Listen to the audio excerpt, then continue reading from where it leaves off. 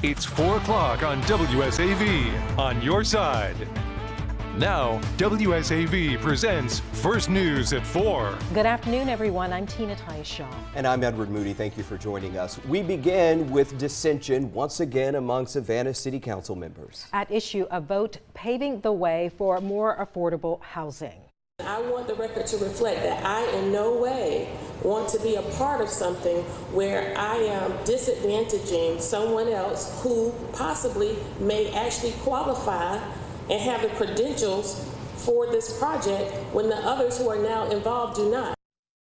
Last night, council voted to move forward with a plan to build a senior housing complex on the former site of the Coastal Empire Fairgrounds. They approved a $1 million loan to the Arizona company that is developing the site. Some of that money will be used to build 64 apartments for seniors. But as WSAV's Brian Gallagher tells us, some council members pushed back over concerns about minority participation.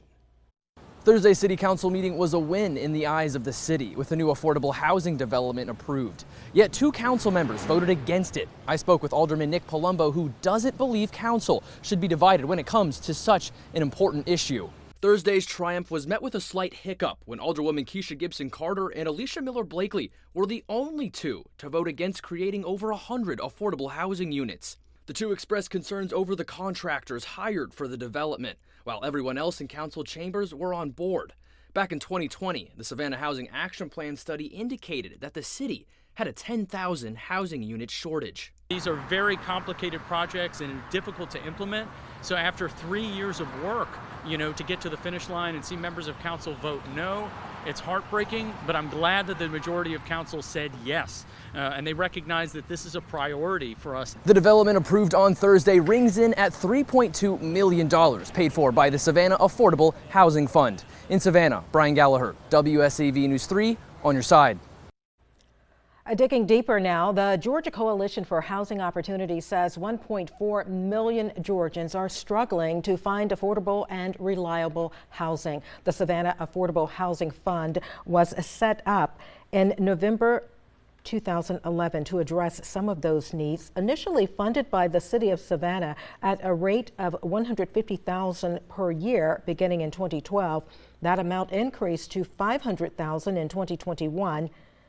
And in that same year, private donors invested a record $222,600 into that fund.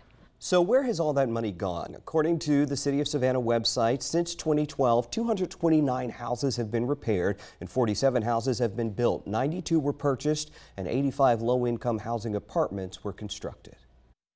Now, WSAV News 3 on your side weather with Storm Team 3 Viper Radar. Powered by the Dozier Law Firm. Yesterday at this time, we were tracking strong and severe storms around portions of the coastal empire. Today, we just have some light to moderate showers around the region. Stepping outside, here's the view from our Savannah cam. Looking toward downtown, we can see that mix of clouds and sunshine. It's been warm enough that we've had some cumulus cloud development out there. And with that, we are tracking a few showers on Viper Radar, mostly along and north of I-16. And these have been pretty fast moving from the south to the north with a strong breeze. What we had over Savannah just about an hour ago is already making its way out of Beaufort County and making its way into the low country and a little bit further inland across Screven County. What we had over Sylvania, some heavier rain, is now pushing into Hampton County and a little bit further to the south. A few more showers are possible, but we are looking at more in the way of some scattered showers for North Georgia and the upstate of South Carolina. This is all what's left over from the storm system that moved through yesterday, taking with it that severe storm chance. As far as temperatures, though, with a strong southwesterly flow,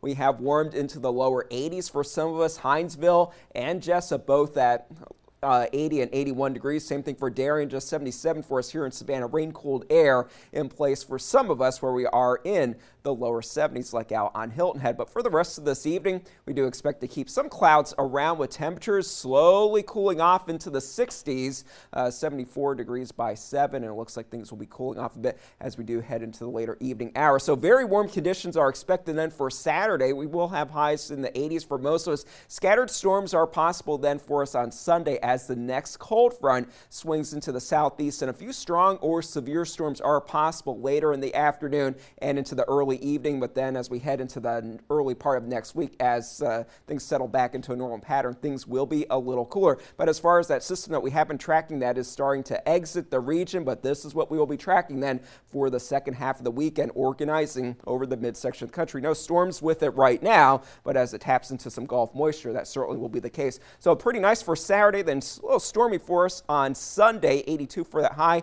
But then as we head into next week, a little cooler and drier, lots of sunshine, and gradually things will start to warm up as we get to the end of next week. That's a look at your forecast for now. We'll have more coming up in just a bit. Tina?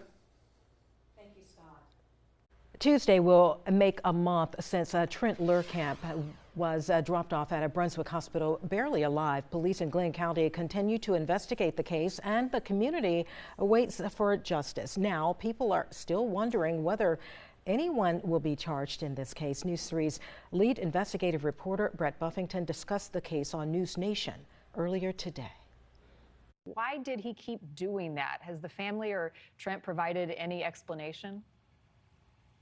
You know, just quite simply, Marty, just trying to fit in a small community would probably be one of the most realistic reasons. But I did get a chance to briefly talk with Trent's grandma, who told me he's a sweet, loving, caring, and kind 19-year-old boy.